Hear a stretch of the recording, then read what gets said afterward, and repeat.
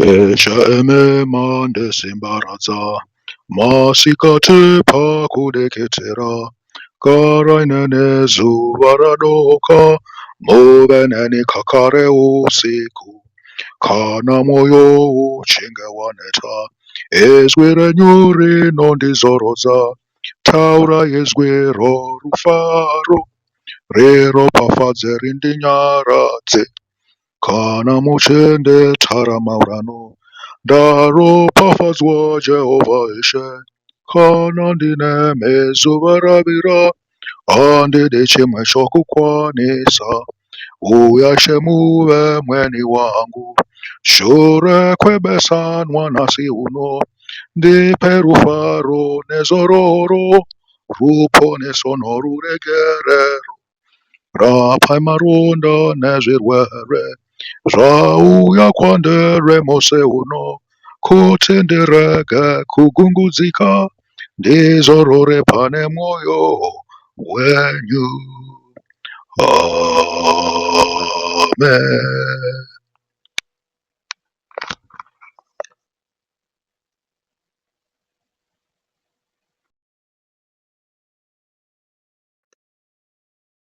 Zvakanaka uye zvinofadza sei kana hama dzichigara pamwe chete mukubatana.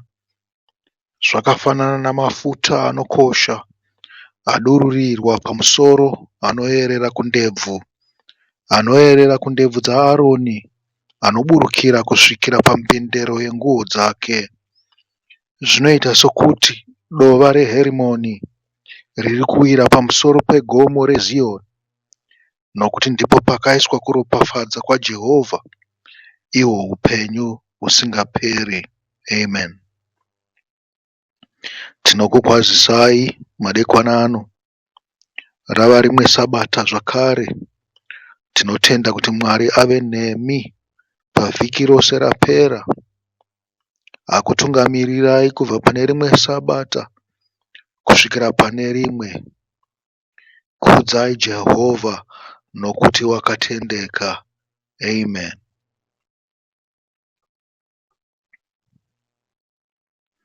Mapisarema 92.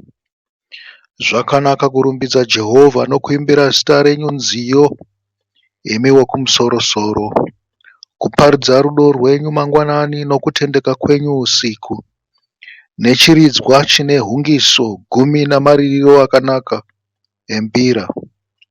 Nokuti munondifadza namabasa enyu, imi Jehovha, ndinoimba nomufaro nokuda kwamabasa amaoko enyu. Haiwa Jehovha, mabasa enyu makuru seiko, ndangariro dzenyu dzakadzika sei. Munhu asina njere haazivi, mapenzi haanzwisisi, kuti kunyange vakaipa vachimera souswa, uye vaiti vezvakaipa vose vachikura, vachaparadzwa nekusingaperi.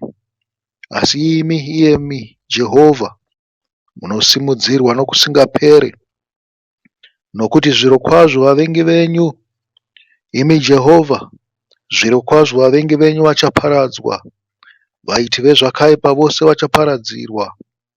Makasimudzira runyanga rwangu sorwenyati, mafuta akaisvonaka akadururirwa pamusoro pangu. Meso angu akaona kukundwa kwavadzivisi vangu, nzeve dzangu dzakanzwa kuparadzwa kwavavengi vangu vakaipa. Vakarurama vachakura kwazvo somuchindwe, vachakura somusidhari weRebhanoni, wakadyarwa muimba yaJehovha. Vachakura kwazvo muvanzi dzaMwari wedu, vacharamba vachibereka zvibereko pakukwegura kwavo. Vachagara vari vanyoro uye vari vatsva, vachaparidza kuti Jehovha akarurama, ndiye dombo rangu, uye maari hamuna chakaipa. Amen. Amen. Luka 6.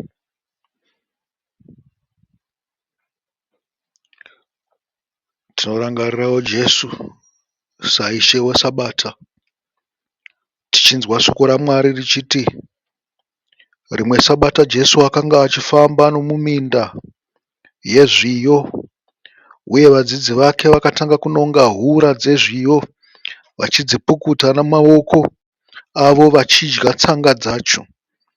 Vamwe vavaFarisi vakati, seiko muchiita zvisingatenderwe nomusi weSabata? Jesu akavapindura akati, hamuna kumboverenga here zvakaitwa naDhavhidhi paakanga ava nenzara, iye neshamwari dzake? Akapinda mumba maMwari akatora chingwa chakatsaurirwa vaprista, akadya zvaingobvumirwa kudyiwa navaprista chete, uye akapawo chimwe kushamwari dzake. Ipapo akati kwavari, Mwanakomana womunhu ndiye Ishe weSabata. Amen. Shoko ngarifambe. Nyasha ngadziwedzerwe panyika. Ngarisvike kuna vasina kumborinzwa, uyezve pakati penyu goveranai shoko. Amen. Isaiah 58 verse 6. Uko handiko kutsanya kwandakasarudza here, kusunungira ngetani dzokusaruramisira, nokusunungura zvitorobho zvejoko, kusunungura vakamanikidzwa, nokuvhuna joko rimwe nerimwe? Hakusi kugoverana kudya zvako nevane nzara here, nokupa varombo vanodzungaira pokugara here? Paunoona vakashama, kuvapfekedza, uye kusafuratira venyama neropa rako, ipapo chiedza chako chichabuda samambakwedza, uye kuporeswa kwako kucharatidzwa nokukurumidza. Ipapo kururama kwako kuchakutungamirira, uye kubwinya kwaJehovha kuchakurinda mumashure. Ipapo uchadana, Jehovha achakupindura. Uchadanidzira uchida rubatsiro, uye iye achati, ndiri pano. Amen. Ngatirangarirei Sabata ratava naro. Kare kwakanga kuna vaprista, kare kwakanga kuna vanhu vaIsraeri. VaIsraeri vakanga vakangonosangana namamwe marudzi ndokuti Israeri, asi vaprista vaiva vaprista vaRevhi. Zvikanzi basa ravaRevhi haringaitwa nemumwe munhu, uyezve hapana munhu waikwanisa kusvika pedyo netebhenekeri yaMwari. Ivo vaRevhi chavo vaitogara vakachengetedza zvinhu zvaMwari. Hakuna mumwe waibvumidzwa kuzvibata weimba yaIsraeri. Asi nokuuya kwaJesu takatenderwa. Ndiro shoko rose randataura iri zvariri kutaura, kuti paimbenge tisingabate tava kubata, pataimbenge tisingashande takangozorora takarara parupasa kudzimba, tava kushanda. Asi tichishandira chinhu chimwe chete, kuita sezvakataurwa naMwari pana Isaiah 58. Ngatiite mabasa aMwari nomufaro. Ngatiite mabasa aMwari nokumukudza. Mwari ave nemi paSabata. Akuropafadzei, akukomborerei. Muve neSabata rakanaka.